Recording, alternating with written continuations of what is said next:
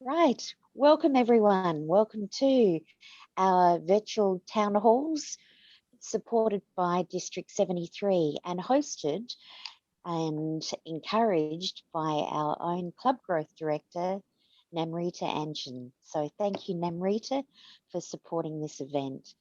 I'd like to hand everyone over to Namrita briefly and to welcome us all in. And then I will come back as Toastmaster to welcome our first speaker.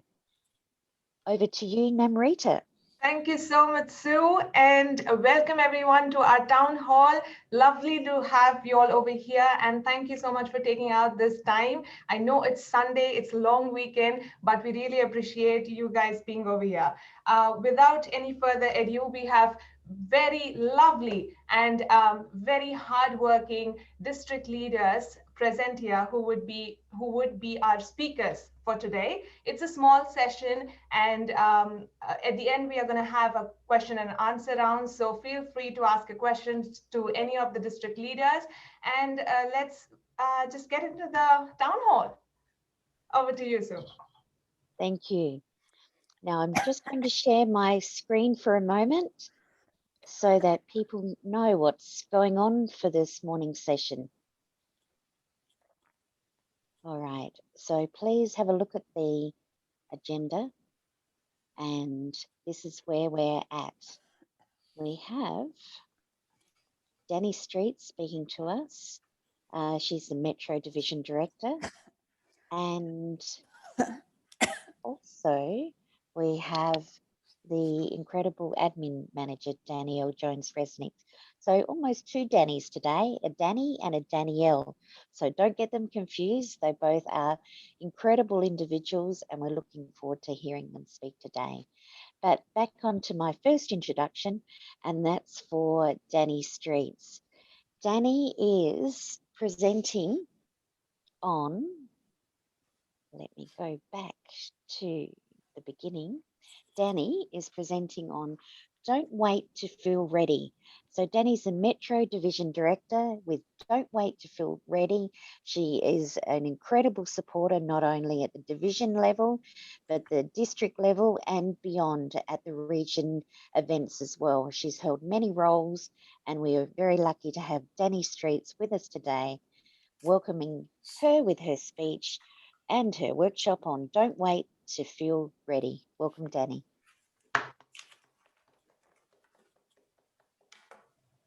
Wonderful. Thank you, Sue.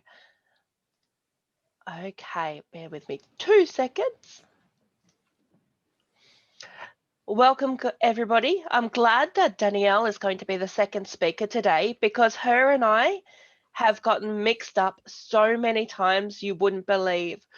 There's often been accolades of her work given to me and vice versa. So maybe those who are present today might be able to tell the difference between the two mid-30s, brown-haired, glasses-wearing Danielles or Danis.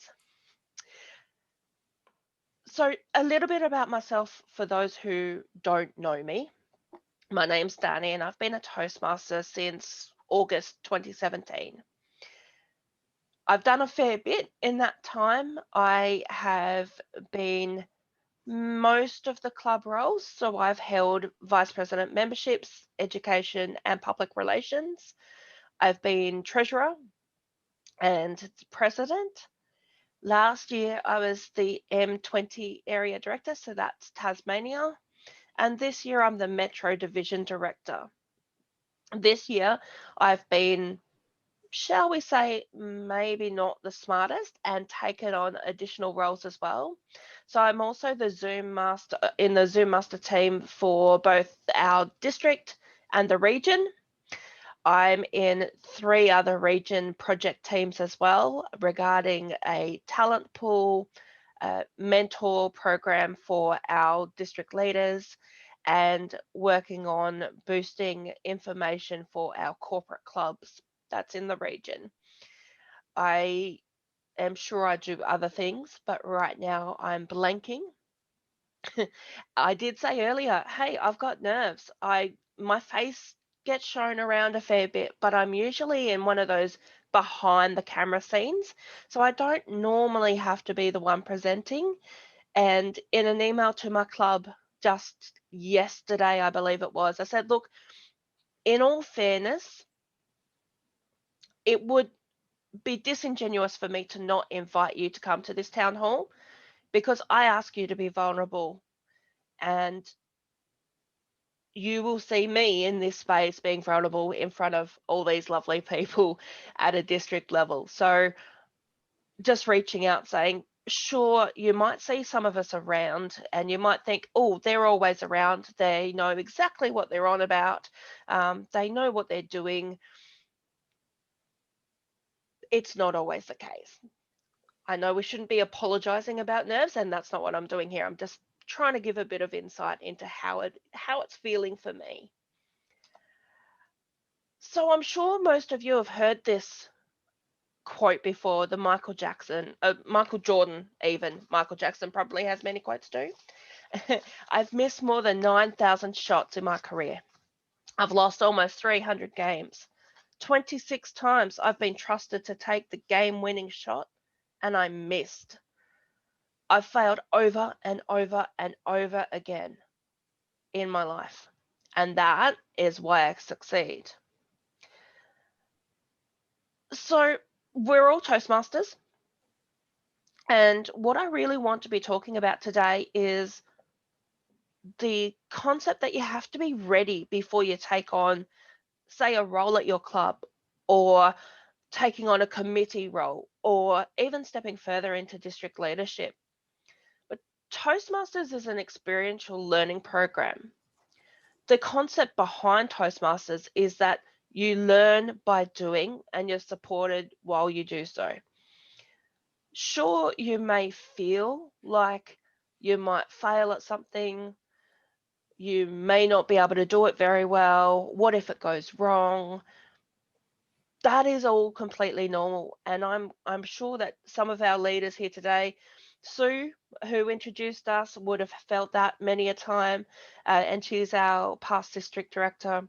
Namrita, she would be feeling that too. You know, she's been in Toastmasters roughly about the same time as me, and she's in one of the trio roles. So yes, there is that feeling of, hey, this might not go well. I don't really know what it's about. But that's where the fun is. As I said, I joined in August 2017.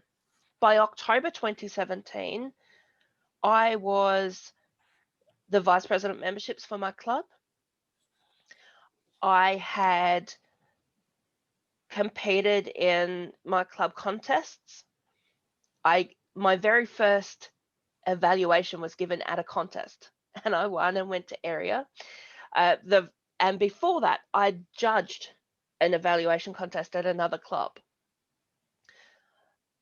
And the opportunities just kept rolling in. The more I said, oh, I'm not too sure I can do that, but yeah, okay, all right. 5 minutes before our club officer training, when there's about 2 of the 3 trio in the room, and I've been a Toastmaster for 6 months, absolutely I can take on that Toastmaster role for you. No worries at all. Inside, like the swan or the duck you may have seen, paddling furiously in the background going, oh my goodness, I can't do it. But I said yes, and the opportunities kept on coming. And I kept saying yes. And while I may be nervous today, I am nowhere near as bad as what I was. And the reason that I joined was to get a job. I've certainly achieved that. The reason why I stay is because I can see further opportunities in my lifetime, in my personal and professional life, where saying yes and building these skills for the price that we pay, shall we say, is just, I couldn't get it anywhere else.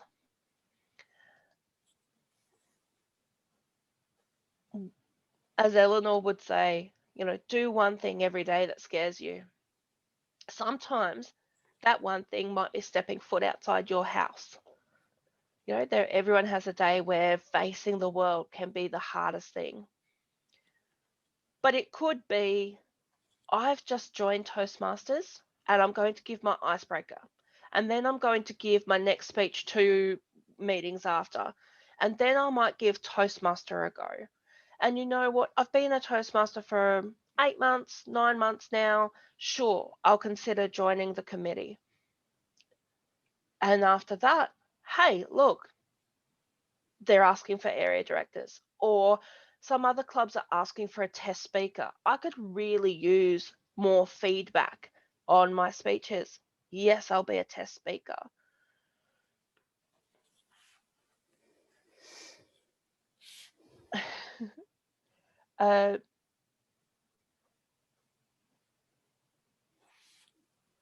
Right now, I am so glad that we aren't shaking hands today. I'm sure you'd all be able to see much further that I've just closed my slideshow. And okay. So Ralph's Medley, for those who are unaware, Ralph is our founder. Toastmasters was founded in 1924 in California by the gentleman Ralph Medley, and the concept was to give young men at the time the opportunity to excel in life where they may have been disadvantaged previously. So these are young men who may have come from lower socioeconomic backgrounds, or who may not have a father figure in their life, someone like that. And we can attribute many quotes to him, but I do love ours is the only organization I know dedicated to the individual. We work together to bring out the best in each of us and apply those skills to help others. So true. And in this space, I really want to talk about mentors. So I've been saying throughout, just essentially the Nike's logo, just do it. I was extremely privileged that when I joined Launceston Toastmasters, we had a vibrant mentor program. And the mentor that I was assigned right from the beginning was phenomenal. She was the one who gave me the confidence to keep stepping up, who kept giving me quality feedback about what I'd been doing in the particular role that night, how my speech went, what other things I could be doing, where I can find resources. It's because of her that I got the first step on the rung. She's no longer a Toastmaster, which is, a loss to us all. However, there have been many others through the times, both informal mentors, those more experienced members who have helped push me forward, and formal mentors. Sometimes it may be a little uncomfortable having that conversation where the mentor is saying, no, just keep going, or have you really thought about doing it this way? A good mentor isn't going to be telling you exactly what to do, but they'll help you come to those realizations and those conclusions yourself. They will be an ear to you. They'll be someone that will listen. They're not necessarily going to agree with everything you say, but they are invested, totally invested in your personal growth, which is just invaluable. Having someone like that on your side is money can't buy it. You might think, well, I kind of know what I'm doing. Would be a weakness to have a mentor. That's saying that I can't cope on my own, which couldn't be further from the truth. Most of our prominent people, those who are in high paying jobs, the big CEOs, the celebrities, they all have some sort of coach or mentor in the background, helping them along with whatever it is that is their field of expertise. I'm sure we've all heard the no man is an island and it takes a village and all of that kind of thing. It's so true. You need these people on your side. Having said that, we're not saying that your mentor is going to do everything for you. If you expect your mentor to do everything for you, you've probably got the wrong idea of what a mentor is. Your mentor is not going to be your micromanager, your Toastmasters micromanager, and nor should they. If you find that that's the relationship you're in, you may need to find a way to politely end that relationship and find a more suitable mentor relationship. And of course, those mentor relationships, they're not always a fit. You may be a great person, they may be a great person, but for some reason, those personalities just don't line up. And that's okay. That's totally fine. What I'm saying here is that you do, while you have your mentor, you do need to be willing to put in the work, the time, and the effort to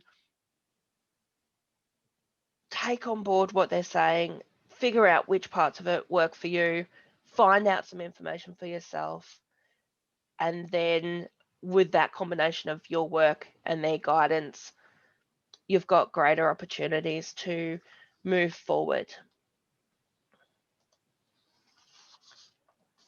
Perfection. And now that you don't have to be perfect, you can be good. I'm pretty sure if I ask for a show of hands here of people who have said, I can't do it perfectly, so I won't do it at all, that I would see many hands going up right now. The thing with perfection is it often stunts us. As we hark back to Michael Jordan, he tried and he got out there and he did it again and again and again and again. And sure, it wasn't perfect, but he got pretty damn good. If you're waiting for things to be perfect, if you're waiting until you can flawlessly give that speech, until you can be the best president, club president, or the best public relations manager, or the best treasurer you're ever going to be, you'll never do it. And you will miss out on the richness and the vast wealth of opportunities that we have beyond your club. I've experienced some of this and I'm still learning. We are an experiential program, but I've gained so much more because I've stepped outside and I've taken on those opportunities, even when the butterflies have been dancing around in my tummy. So take the opportunities, reach out, make contact with someone who can be a mentor, and just say yes. You won't regret it. Back to you, Sue.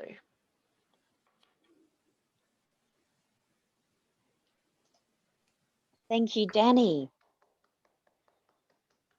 I'll get you to, yep, terrific.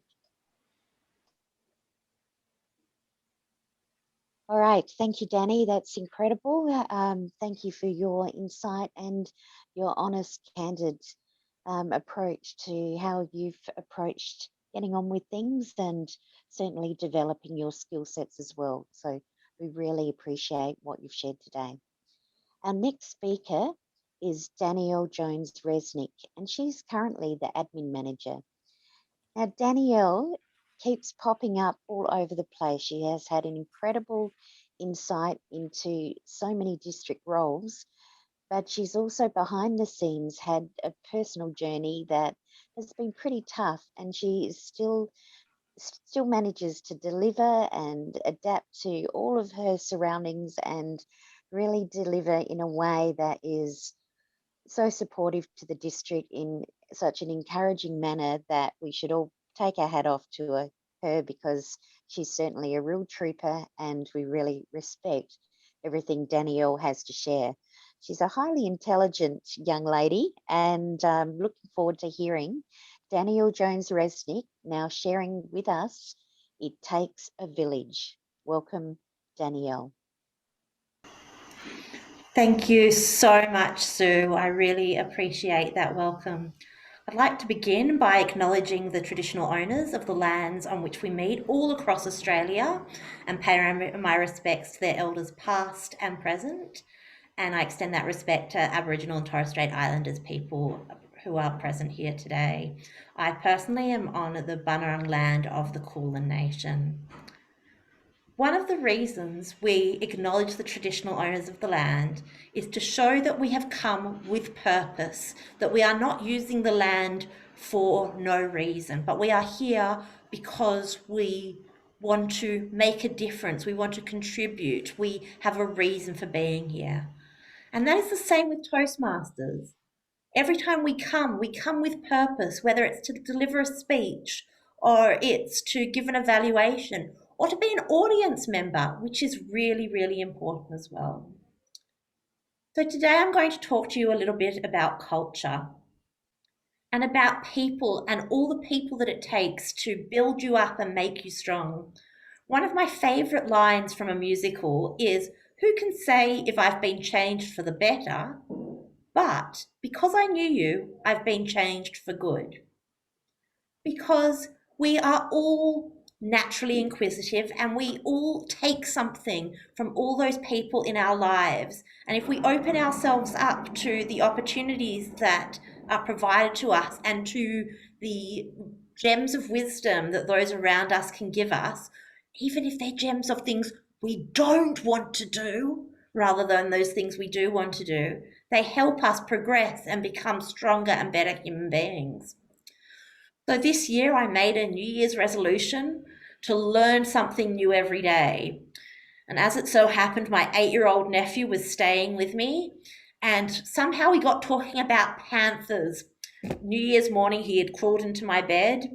And so my first learning of the year was that black panthers are actually leopards or jaguars, but they have a problem with melanin and melatonin, and that's is why they are black. It's not that they are actually a separate type of creature.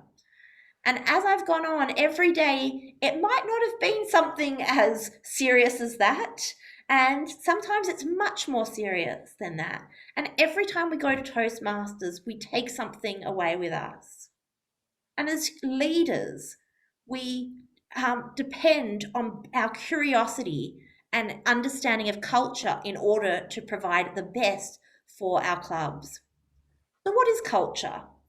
Culture is what is modelled around us. It's a way to pass information on to another person to ensure the longevity of a species. It's the stories, the rituals, and the conformity of a group of people. My sister has this beautiful analogy. She says culture is like a piece of music. Each note on its own doesn't create something we can appreciate for its emotive influence on us. But together, in rhythms and patterns, those notes can change the way we feel and experience both time and space. Just stop and think about that. A single note doesn't create something that provides emotional influence, but together, the rhythms and patterns change the way we feel and experience the time and space. So let's talk about those 3 points that I mentioned a few minutes ago of it's the stories, the rituals, and the conformity of a group of people.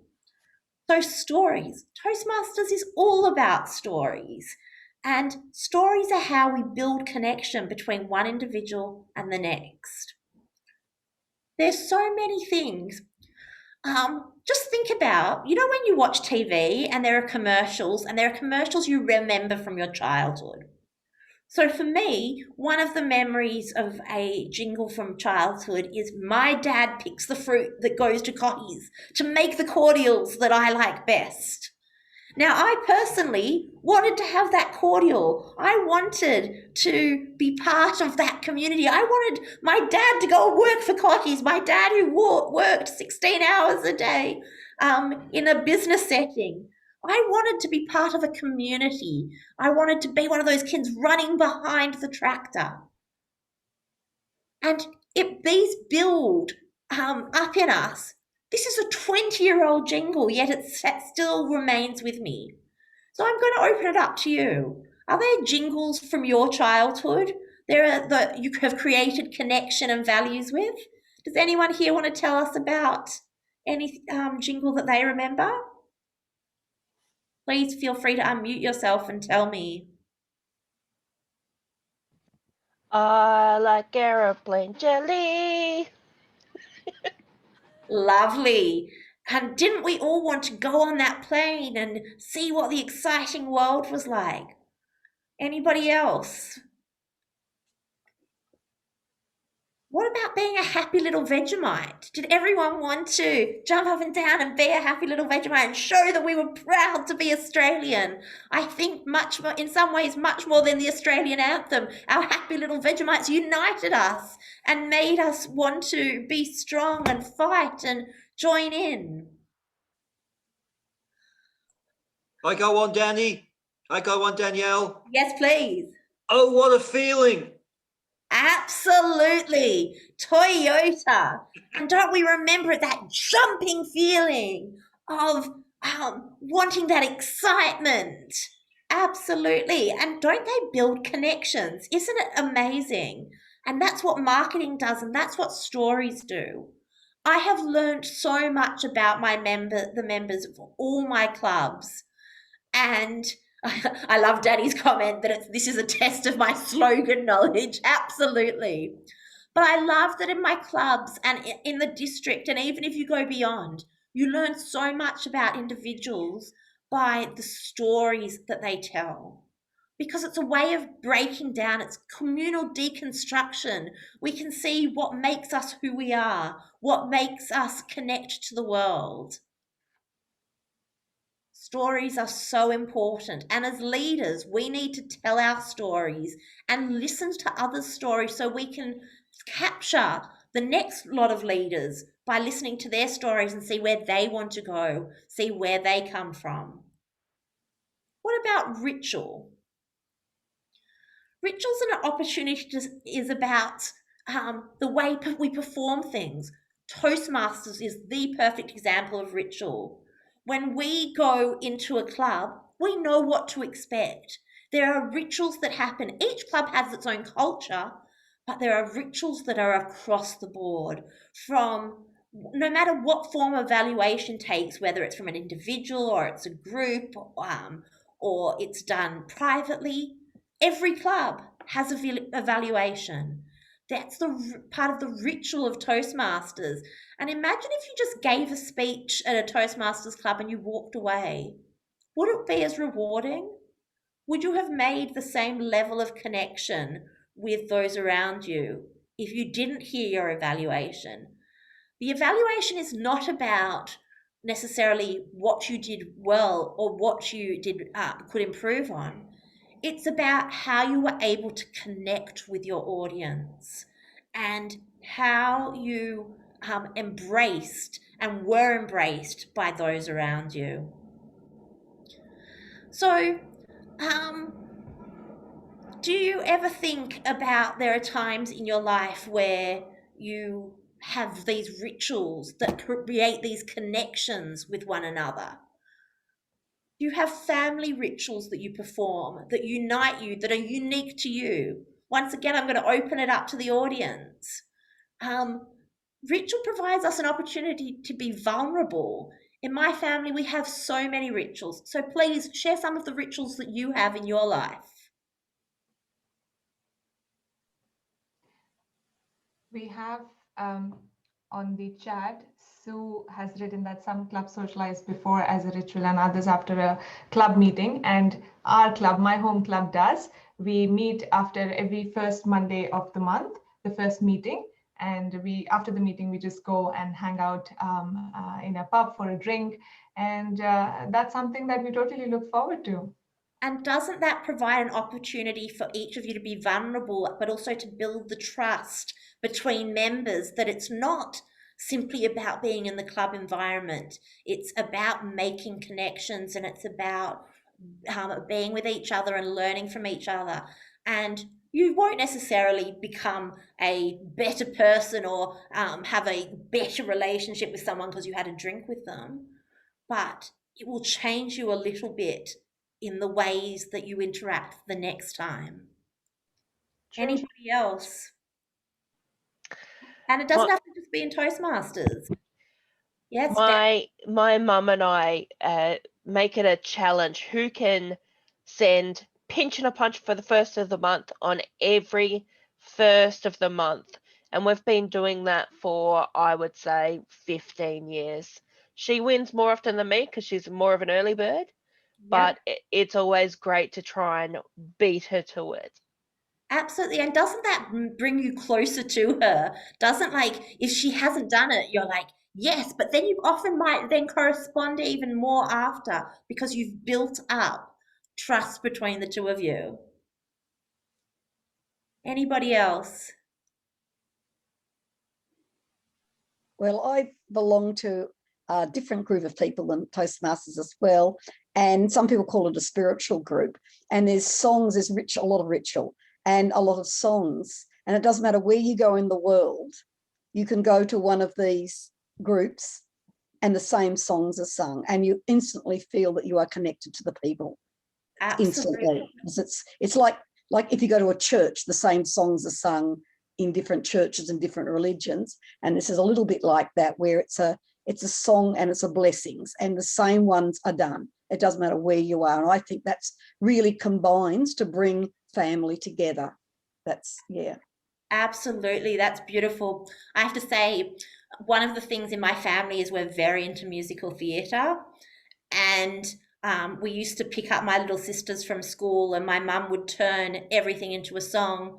And now the next generation is joining in, and it's really lovely to see the kids when someone makes a statement. All of a sudden, there might be 2 or 3 kids that throw out, "I'm not throwing away my shot," or something from a musical, or the music, I can feel the music, and it's really beautiful.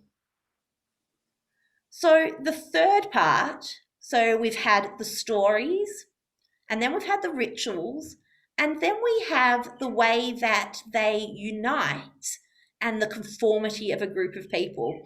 And, you know, talking about musicals, my nephew, one of the strongest memories of him was he was not allowed to watch the musical, but he definitely heard the music of Les Mis. And I remember him standing up on his chair, age 3, this tiny little thing, going, "The blood of the martyrs will water the meadows of France." Now, he had no idea what France was. He had no idea what a martyr was. But to him, this was important because he'd heard it all around. He made the connection. It was the conformity to being part of the family. And that's what we do when we attend a Toastmasters meeting, is we conform, but we're still our own each unique individual person. I love that Toastmasters has this beautiful culture of connection and stories and ritual. And there's a beautiful quote by Danielle who says, "One misconception about highly successful cultures is that they are happy, light-hearted places. This is not the case. They are energized and engaged, but at their core, their members are oriented less about achieving happiness than around solving hard problems together. This task involves many movements of high candor, feedback, and uncomfortable truth-telling when they confront the gap between where the group is and where it ought to be." And this is what we aspire at Toastmasters to do, is to solve problems and to provide feedback and ensure that our members are getting the best out of coming to clubs. So it takes all of us, it takes a village to ensure that a club has strong culture. And we as leaders need to make sure that we are encouraging this culture, that we are building on the ritual, and we have the conformity so that we can unite and be a great group of people. Back to you, Sue. Thank you so much, Danielle.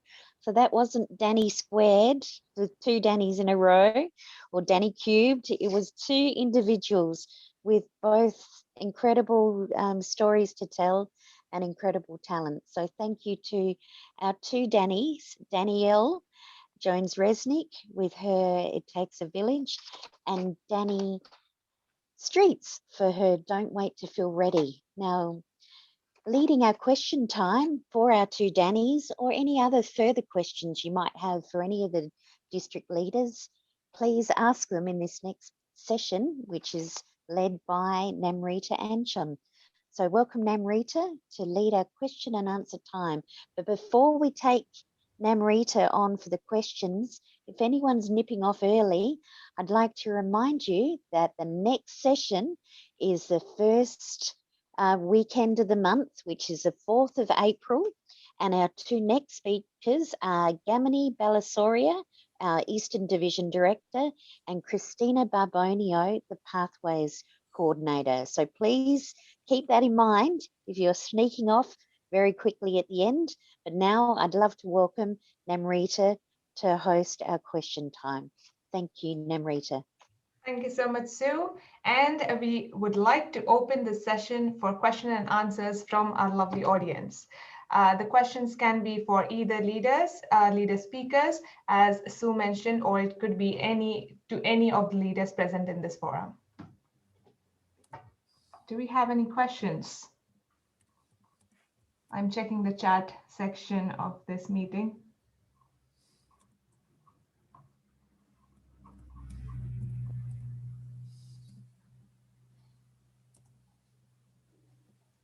While we wait for questions from the audience, I was really fascinated and relates so much with Dani's presentation earlier.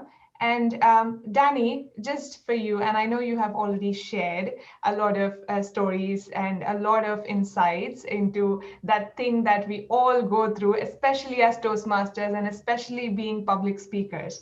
Can you share an experience, probably a recent experience, wherein you still had those butterflies when you were going up over there? And don't talk about the town hall today, I know, but any such recent experience, and if how was it after you presented? Because I would really like to know how it's for you. For me, it's usually such an exhilarating feeling, and it's such a powerful feeling, and it only leads me to go ahead and do something more. So anything that you would like to share? Lovely. Thanks, Namrita. A most recent experience is in one of the region groups, so Region 12, which we're all a part of. I was tasked with presenting to a range of past district governors and district directors. So these are people who have had the top role and have probably been Toastmasters, many of them for a decade, 2 decades. Some of them have been international directors. Those nerves were off the chart. And of course, I was also talking about something fairly technical.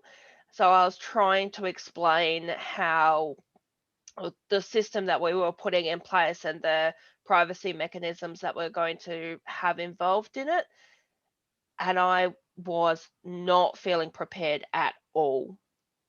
However, as soon as I had finished, one of those past district directors did send me a private chat letting me know that I had done really well, that I had succinctly provided the information that they were after, and was just giving a little bit of encouragement.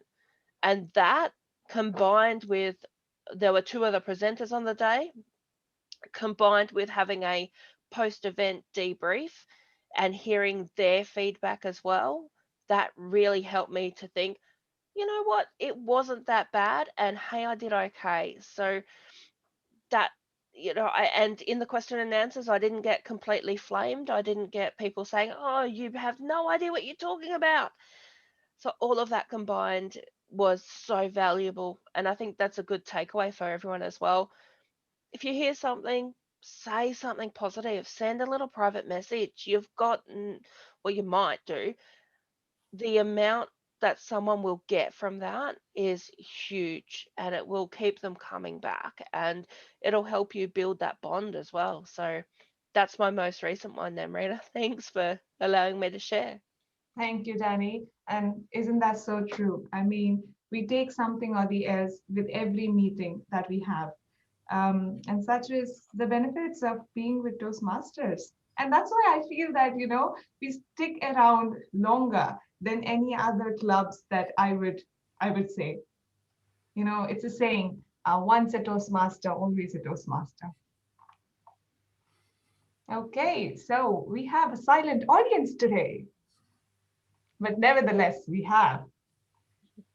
I'm wondering how you get those wonderful opportunities, say Dani Streets, to engage in some region events, and how you know when there are region events on. Sure. So I'm quite fortunate that our region advisor is part of one of my clubs. But before that, we do have a Region 12 Facebook page that any Toastmaster can join, which will alert you to when those events are happening. Some of the opportunities that I've received, both region and district level, have come about because I've stepped up in earlier roles, and I've then had conversations with people in the room. Our leaders, we've got Karl and Namrita here, Sue, Danielle. Nick here is one of our division directors. I'm just trying to see who else is here. We're all just people. We're all servant leaders. So we're not on a pedestal at all. And a lot of those leaders do appreciate when you come and say hi. Just come and have a conversation, share your passion, because through making those connections, people see there's someone who's willing to step up. There's someone who is reliable and will turn up. First step is turning up. And through all of that is how some of the opportunities come forward. People remember who you are, and then you get all sorts of opportunities, more than you know what to do with. Awesome. Thank you, Dani. And I think so now you know how to get involved with all the region events there. We have Peter Copland. Peter Copland, would you like to ask a question? Yes. No, Rita. Namrita. Yeah. Yeah. As I said on my post, from the guest point of view, what makes a good introductory Toastmasters meeting? Because we've always been told to pair them up with an experienced Toastmaster, but how do you communicate when we're told we can't speak within the meeting, unless you're the Toastmaster or giving a speech?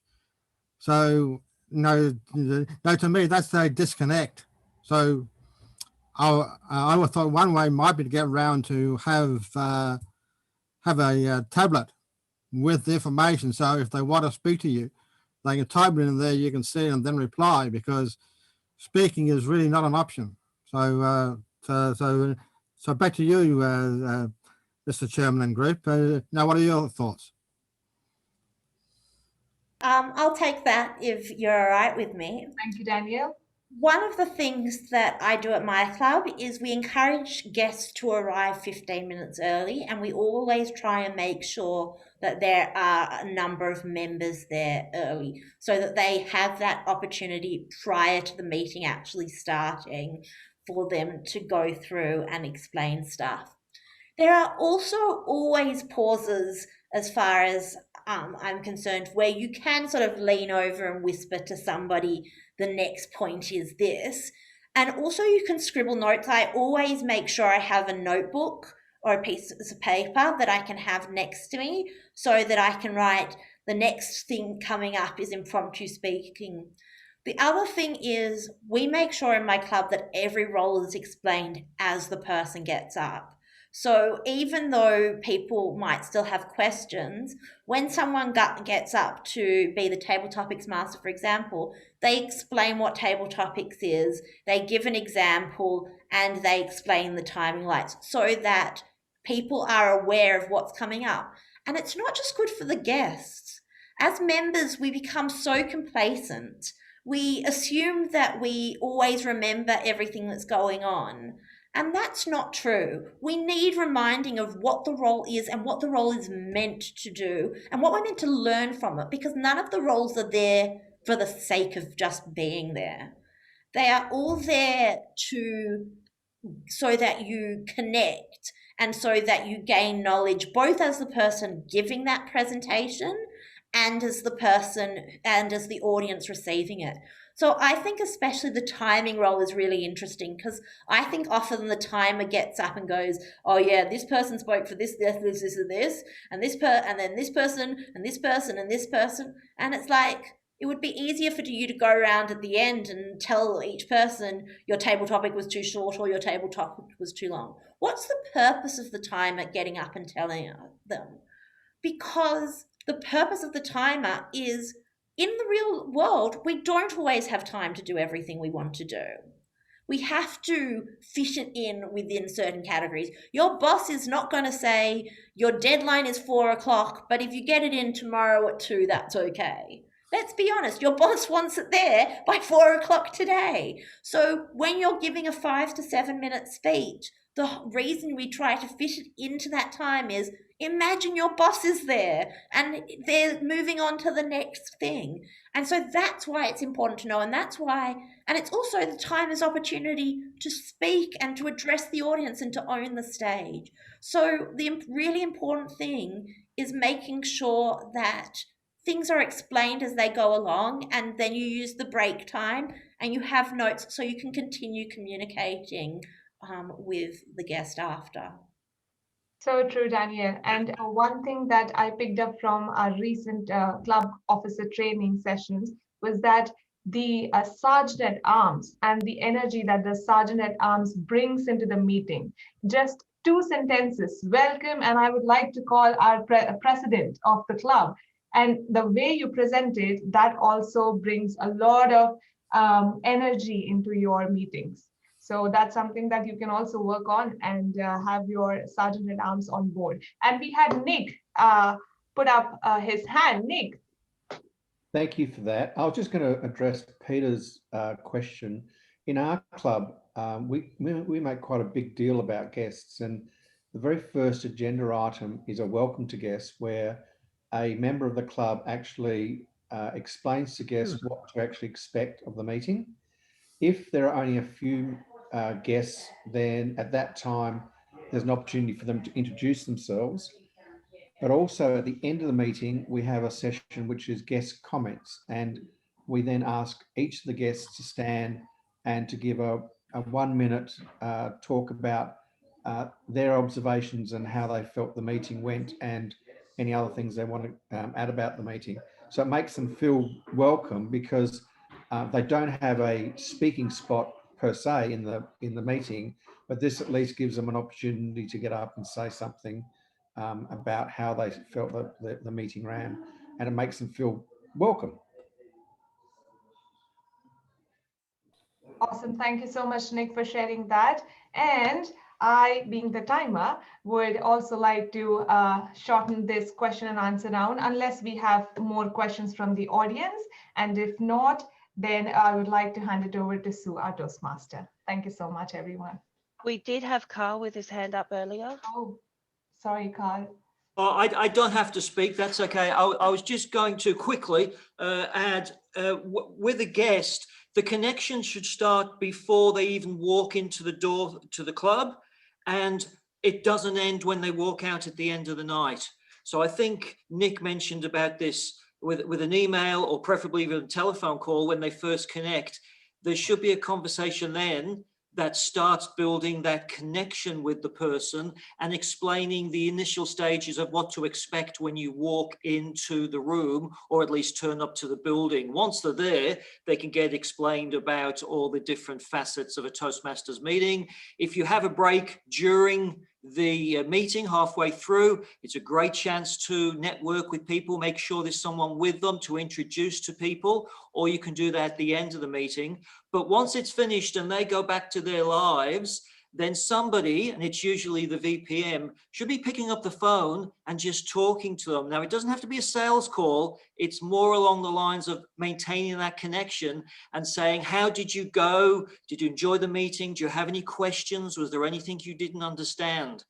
Because that really shows that you are caring as a club about the individual. It's not just getting them as a member, it's caring about the individual. And during that whole conversation, prior to them coming to the club, in the club, and that follow-up connection, one of the most important things is to find out what are their needs, what are their goals, because you're trying to meet their goals with what we offer as Toastmasters. So that's the connection. It's not the sale, it's the connection. But in a way, the sale, the signing to become a member, will come from creating that connection.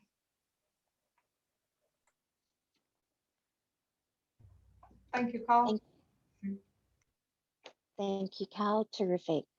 So before we finish today, I'd like to just acknowledge some of the leaders in the room, and first to congratulate Dani Streets and Danielle Jones-Resnik for supporting us here today. So many thanks. Thank you for your speeches and the time it takes to put things together to share with the district. We have some leaders already in the room that are very important to support the district, and that is Karl Hughes, the Program Quality Director, Namrita Anchan, the Club Growth Director. We've got Danielle Jones-Resnik, the Admin Manager, and we've got Annette Jacobson, the Contest Coordinator. Now, Annette's role is going to be very important very, very soon. So as soon as all the division contests are finished, all of the division directors need to get that paperwork straight through to Karl so he can check off people and send it on to Annette, because she's got a very busy time putting together everything for the conference in May. So there are also a couple of other leaders here today and their district roles as well, and that's Nick Schuster as Division Director for Central. So welcome, Nick. Thanks for joining us. And Dani Streets, nearly got it wrong myself. Dani Streets is our Metro Division Director. So thank you, Dani, for joining us. So if you can encourage lots of people to come along to these events, it's an opportunity to have that question and answer time with our leaders and all the supporters as well. And there's one other person that's a behind the scenes supporter for Central Division, is our incredible Chris Simmons, who helps to support the division website. So welcome, Chris, for supporting us as well here today. So I'm going to hand back to Namrita, but the last reminder from me before I hand back is in the chat box already. The next meeting is on the 4th of April. If you're looking at any of the division contests coming up and you want to see your competitors or see the talent in the district, please go to the District 73 website and look on the calendar. There's so much information there. So the next speakers are Gamini Balasoria on the 4th of April and Christina Barbonio. So come and join us, share this information with others, and I'll hand on to our thoughtful and incredibly productive Club Growth Director, wrong role, Club Growth Director, which is Namrita Anchan, for being insightful and thinking about having this gathering every month for the district. Welcome, Namrita. Thank you so much, Sue. Lovely. So I'll be very quick since we are over time and we would love to be on time being Toastmasters, especially. A few things from the district. Our area director reports are due, that is end of May, but start going to your clubs, visiting your clubs under your area, and get a connection with them, just like the district wants a connection with the district leaders. You being the district leader should have a good connection with your clubs. So try to get in touch with them and try to submit the reports as soon as possible. Sooner the better for the club. We have the club leadership handbook for all of us, and it's like a guideline to the timeline in the clubs for various district events. So make use of that. And definitely we have the district website, which you can always refer to, which always has all the events updated. So do check our district website, and I would be updating the link on the chat soon once I'm done with the speaking.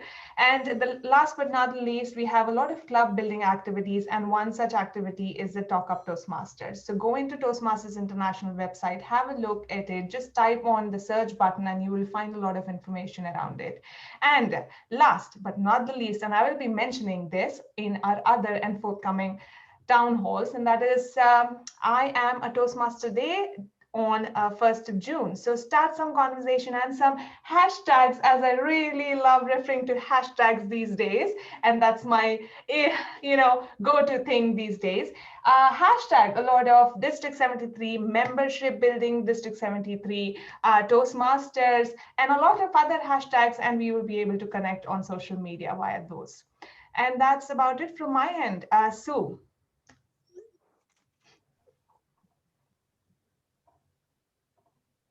Okay, all good with me.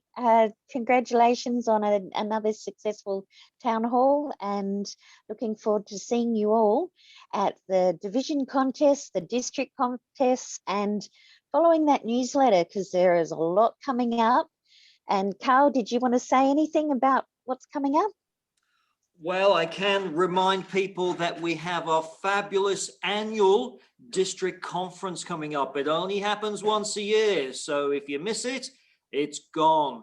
Now, unfortunately, because of the way the world is at the moment, and things can change at the drop of a hat, particularly in Victoria, we will be having the conference online this year. The good news is you don't have to dress up and get on a plane or drive into the city, and you don't even have to pay for a ticket for an expensive venue. It's all free from the comfort of your own home, beamed into the comfort of your own home.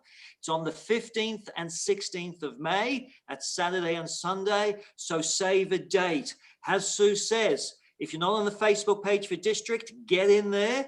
And please read the newsletters, because there will be ongoing information that we'll be letting out bit by bit just to build the excitement. We've got some great speakers. There's going to be some great contests going on, and we'd really like you to be a part of that. And we're going to have a great function happening, a virtual function happening on the Saturday night. So Saturday and Sunday, 15th and 16th of May, put in your calendar now, cancel everything else, because globally, District 73 conference on those dates is going to be the place to be. Okay, thank you, team. That's it from District 73. See you at the next town hall. Goodbye.